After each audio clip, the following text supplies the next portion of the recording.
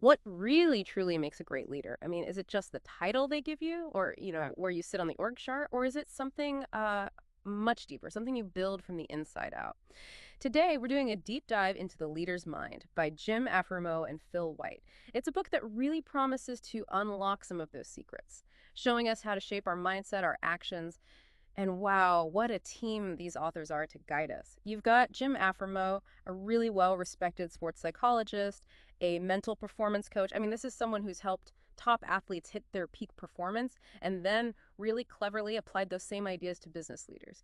And then there's Phil White. He's an acclaimed writer, a collaborator, really good at boiling down complex stuff into practical steps, especially around health, fitness, and yeah, leadership. So their combined know-how, it offers this unique and practical roadmap for managers like you maybe to build those key leadership skills and really get your teams succeeding consistently. That's exactly right. And, this isn't just another dusty leadership book full of theory.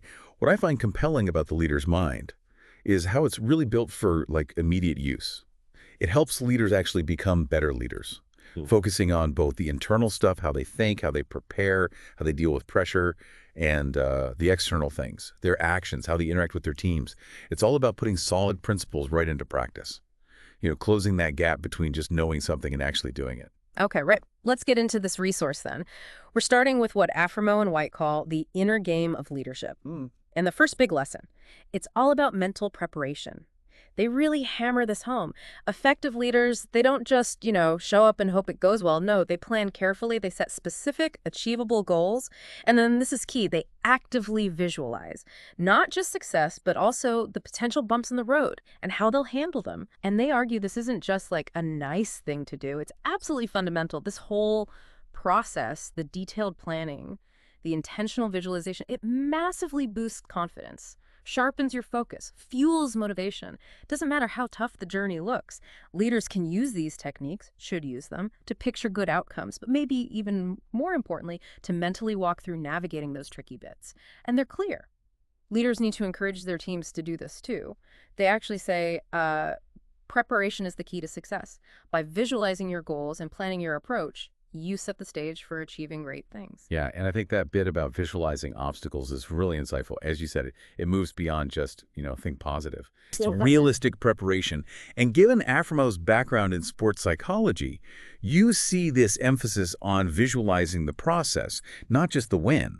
It's not just picturing yourself holding the trophy. It's seeing yourself make the shot, handle the tough question, navigate that mid-project snag, that kind of mental rehearsal. It builds a much tougher, more resilient confidence. Yeah. Because you've sort of already failed and recovered in your head, it really makes preparation proactive, doesn't it? Building that mental muscle. Yeah, it absolutely does. That makes total sense. And it flows right into their second lesson, maintaining a balanced perspective. Afremow and White argue that finding a real balance between work and personal life, well, it's not just for your own sanity. It's actually critical for long-term, sustainable leadership success. And that balance looks different for everyone, right? Different leaders, different jobs, different times. It's about finding your equilibrium. Great leaders, they say, figure out how to manage those intense, high-pressure sprints without completely burning out. They find ways to keep motivation up because they know being on 24/7 just leads to a crash eventually. The authors put it pretty bluntly. A balanced life is crucial for sustained success. Leaders who prioritize their well-being and encourage their team to do the same create a healthy and productive work environment. Oh, so it's not just fluff, it's strategy. Definitely. So for you listening, what does that balanced life look like in, let's say, normal times when things are fairly steady? And maybe more importantly, what kind of balance can you actually handle during those crazy high-stress periods, the crunch times we all face? What helps you genuinely switch off and enjoy your non-work time? And what value does that downtime actually bring back to your work, to your leadership? And if you zoom out, a leader's personal balance, or lack of it sends ripples to the whole team, their environment, their sustainability. If the leader is always visibly stressed, totally exhausted, seems like they never unplug, that feeling, that energy, it spreads. Often, the team starts mirroring that behavior, and boom, you've got burnout across the board. It really makes you think, doesn't it? How do our own habits, good or bad, maybe without us even realizing, affect the people we lead? Afremow and White kind of hint that taking those breaks isn't just self-care, it's sending a message to your team about what sustainable high performance looks like. That's such a good point. Your personal habits are a form of leading by example, which brings us neatly to the third principle, peak performance. The authors stress that hitting peak performance consistently isn't, some kind of magic. It really boils down to consistency and discipline. Great leaders, they set and keep really high standards for everyone. They expect excellence always. Often, they have these disciplined daily routines. Might not even be intentional for the team, but it sets a powerful example. And in this world, that's changing so fast, right? Wow. Continuous learning, adapting, constantly setting goals, it's essential.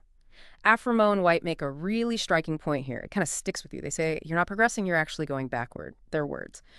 Excellence is not a singular act, but a habit. To reach peak performance, commit to continuous improvement and maintain high standards in everything you do. So thinking about your own work, what does your peak level of performance actually look like, feel like? How do you manage yourself to get there consistently? And what habits maybe do you need to keep or stop or do more of or less of or even just try out to hit and stay at that level? And what's really sharp there is how they frame peak performance. It's not just about your output. It's about modeling the behavior, setting that standard. And that idea that standing still is actually falling behind, boy, that really captures the dynamic nature of leadership today, doesn't it? In any competitive space, if you're not moving forward, you're losing ground. It really implies this active, ongoing effort, refining, learning, pushing boundaries for yourself and for your team. Okay, so let's shift gears a bit. How leaders deal with other people, because leadership fundamentally is about people, right? So the fourth lesson Aframo and White cover is building and nurturing strong relationships. Great leaders, they say, are intentional about building connections with their team, their peers, stakeholders, connections based on real trust, making people feel genuinely valued, heard. It's important. And that takes real effort, genuine investment. It means collaboration, deep empathy, really effective communication, especially listening, like really listening, not just waiting to talk. And yeah, positivity helps too.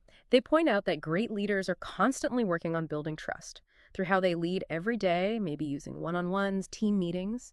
They give us a couple of strong quotes here. First, trust is the foundation of any strong relationship. Open communication and empathy are essential for building a cohesive and supportive team. And this next one really got me thinking about the subtle stuff.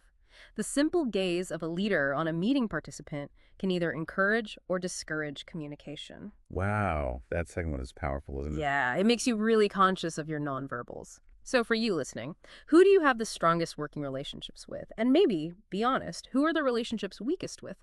Which ones would you really like to improve? And what specific skills could you work on or maybe use differently to help strengthen those connections? You really can't overestimate the impact of trust and empathy. It's the absolute foundation. And that point about the simple gaze, it's so observant. It highlights how tiny actions from a leader, a nod, making eye contact, leaning in slightly, can totally change the dynamic in a room, either draw people out or make them clam up. It begs the question, right? How much are we really aware of our nonverbal signals and the impact they're having? Maybe unconsciously. Are we actually sending the message we think we are?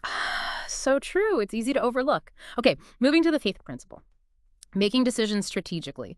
Leaders, they explain, need to be good at analyzing situations carefully, weighing up all the options, and then picking the best path forward. Not always the easiest path, mind you, but the one that best serves the mission. Right, the strategic choice. And what sets great leaders apart here, they say, isn't just making good decisions, it's explaining the why, explaining their thinking process to the team. This isn't just about being open, it helps the team understand, it builds ownership, encourages them to participate, and it actually helps them develop their own strategic thinking over time. They also remind us sometimes, especially with really tricky problems, you just have to step back, take a pause, realize that just absorbing and evaluating everything takes time. You can't rush it. As they say, effective decision-making involves careful analysis and strategic thinking. Leaders must weigh their options and make informed choices. And they add, sometimes it's necessary to take a break, step back, and realize that absorbing and evaluating the situation requires time. That idea of stepping back, taking a break, Yeah. it feels so counterintuitive for leaders under pressure to act fast. But when you connect it, strategic decision-making, especially when you explain the why, it builds amazing resilience in a team. It's leading by example in how you tackle complexity. Aframo and White seem to suggest these breaks aren't just for resting your brains. They're like incubation periods. Letting your subconscious chew on the problem often leads to better, more creative solutions than just forcing an answer. And when the team gets why a decision was made, it builds that culture of informed action. People are committed, not just compliant. Yeah, that transparency and the power of that strategic pause, Mhm. absolutely key. And speaking of resilience, well, that's the sixth critical trait they highlight, resilience. Leaders, they emphasize, just have to keep bouncing back from setbacks, from failures. They have to persevere, even when things look grim or the way forward isn't clear at all. Keep going. They talk about the importance of having a solution-oriented mindset, seeing challenges not as, dead ends, but as actual opportunities, chances to grow, to learn. It's a perspective shift. And during those tough times, communication is absolutely vital. Good leaders run regular, engaging team meetings, not just to update people, but to actually build solutions together as a team, make everyone feel part of getting over the hump. Their quote on this is really strong.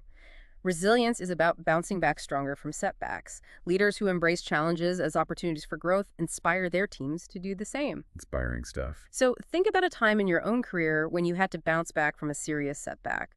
What were some critical steps you took? Maybe things that felt really uncomfortable, even painful, but you knew they were necessary. And looking back now, do you feel stronger or weaker after managing that crisis effectively? What did you learn about your own resilience? What's really striking there is that active framing. Challenges as opportunities. It changes everything in your head, doesn't it? Turns failures or tough moments into learning labs. It's not just a mind trick. It's a discipline you cultivate. And that mindset, inevitably, it filters down. It inspires the team to take a similar approach, to see problems not as stop signs, but as like puzzles to figure out together. It builds a culture where figuring things out and sticking with it is just what you do. Which brings us to the seventh principle. And you could argue it's the most fundamental of all, leading by example. This, they say, is how you really earn respect, how you encourage the behavior you want to see, how you set the standards for everyone. It's the constant unspoken message you're sending. Absolutely crucial. Leaders just have to continually show what they expect from others.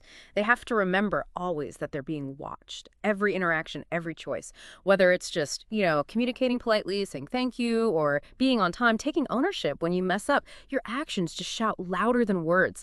They set the whole mood, the whole tone for the organization. They talk about transforming an audience into one body that is greater than the sum of its parts. Powerful idea. They use some really vivid lines. Leaders must embody the values they wish to see in their team. Your actions speak louder than words. And when leaders communicate, they transform their audiences into one body that is greater than the sum of its parts. They also have this great line. The best of the best walk around with a target firmly affixed to their backs, meaning you're always under the microscope. And this one hits hard. You might think that you're the boss, but if you don't respect your team members, it's harder for them to respect you. Oof. Yeah, that target on your back line is a stark reminder, isn't it? The I know. visibility is intense. For sure. So, a tough question for you listening. Based on your actions day to day, what values do you think people around you would say you hold? And maybe more importantly, which values would you like to demonstrate more clearly, more consistently? How can you actively encourage others to live out the values you want to see embedded in your team or organization? It really just underlines the sheer weight, the constant nature of a leader's actions. It's not about the big speech or the strategy doc alone. It's about what you embody. Every minute, every day, your whole way of being sends a message, speaks volumes more than any poster on the wall. It really forces us all to ask, are my daily actions actually lined up with the values I say I want to inspire? And am I treating my team members with the same respect I expect back? It's a two-way street. Wow. What an incredibly practical deep dive that was into the leader's mind by Jim Aframo and Phil White. We've really covered the gamut, haven't we? From that inner game mental prep, balance, peak performance, to how you impact your team-building relationships, strategic decisions, resilience, and that foundation of leading by example. It really is a complete, actionable way to think about developing as a leader. Absolutely. This deep dive really hits home that idea that knowing stuff is one thing, but the real value comes when you understand it deeply enough to actually apply it, integrate it into how you operate every day. Look, there's always more to learn about leadership. It's always evolving, for sure. But really thinking critically about these core ideas and then trying them out. That's essential for anyone serious about making a real positive impact as a leader. So as we wrap up, here's something to chew on. Reflecting on everything we've talked about today, what's the one insight? Maybe it's about how you prepare mentally. Maybe it's about building trust differently. Maybe it's a specific way you can lead by example, say. What's that one thing you'll commit to experimenting with just this week to start elevating your own leadership?